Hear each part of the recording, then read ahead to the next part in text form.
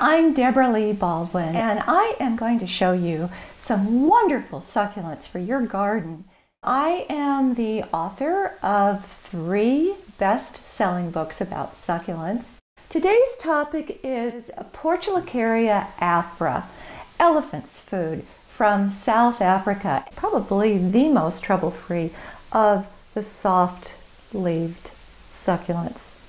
I'll also explain varieties, care, and cultivation, design uses in gardens large and small, and surprising usefulness with global warming and wildfires.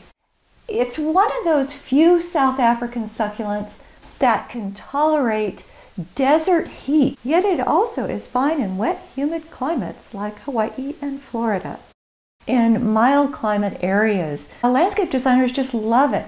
But it's not one that a lot of homeowners think of because it's grown primarily for its foliage, and you almost never see them bloom. I mean, you think, well, maybe they don't bloom. They have tiny little lavender flowers. And yes, elephants really do eat it. 80% of what elephants munch on. And it's a symbiotic relationship with these shrubby succulents. Elephants come whomping through the stands of Portulacaria afra, rip them apart, stuff them into their mouths, and the fallen pieces take root and spread. So it's a self-perpetuating thing on both the part of elephant and plant. Remarkably, stands of Portulacaria afra are as efficient at scrubbing the atmosphere of harmful carbon as equal amounts of rainforest. This is the main species plant. This is Portulacaria afra. And off of this plant came a sport, a shoot that was different from the rest. And that became propagated into the very popular Portulacaria afra Variegata. Great shrub in the landscape, wonderful for covering slopes, for trailing over terraces and tall pots.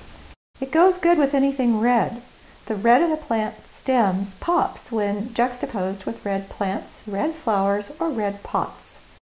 And then off of this plant came a sport that created Portulacaria afra minima. It is wonderful in the ground, but also in hanging baskets or as a trailer in a tall pot. Portulacaria minima, with its small emerald green leaves, looks good mixed with the variegated variety. This is the large form. Portulacaria bull elephant. That sounds like Tom Jeff's name he'd come up with.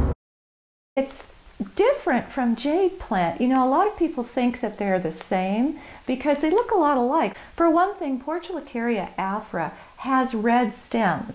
Jade doesn't. With jade, which is what this is behind me, that you can just snap off.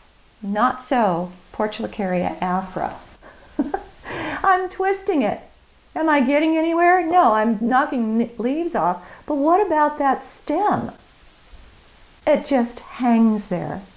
Now, Tom Jesh of Waterwise Botanicals noticed that and decided that that was a really good reason to make this into a bonsai. Bonsai succulents. Yes! And he takes a sharp knife and scores the branches to give them an aged look. My clippers. Where are my clippers when I need them? Because I'm just dying to cut that off. You can't break it off. So propagation, take a stem cutting, stick it in, and where the leaves are attached, that's where roots will grow. They are succulent. They store water in their leaves. Once established, really don't need or want much water. If it gets a little frost, it usually bounces back. I mean, frost comes down from the top, but those top leaves actually protect what's lower. And you can always run out and cover it when frost is predicted. That's what I do. Doesn't seem real fussy when it comes to soil or placement. It is fine in part shade. It's fine in full blasting sun. It's a fire break plant. I set Portulacaria afra on my son's outdoor fire pit for 6 minutes, and all it did was cook. There are many more ideas about using this plant on my website, DebraLeeBaldwin.com, and while you're there, be sure to sign up for my Celebrating the Joy of Succulents newsletter. Don't miss my other new video, How to Make an Elephant's Food Salad. Yes, you can eat Portulacaria afra. Subscribe to my YouTube channel and click the bell next to the subscribe bar to be notified of new releases. And please know I always welcome your comments and questions.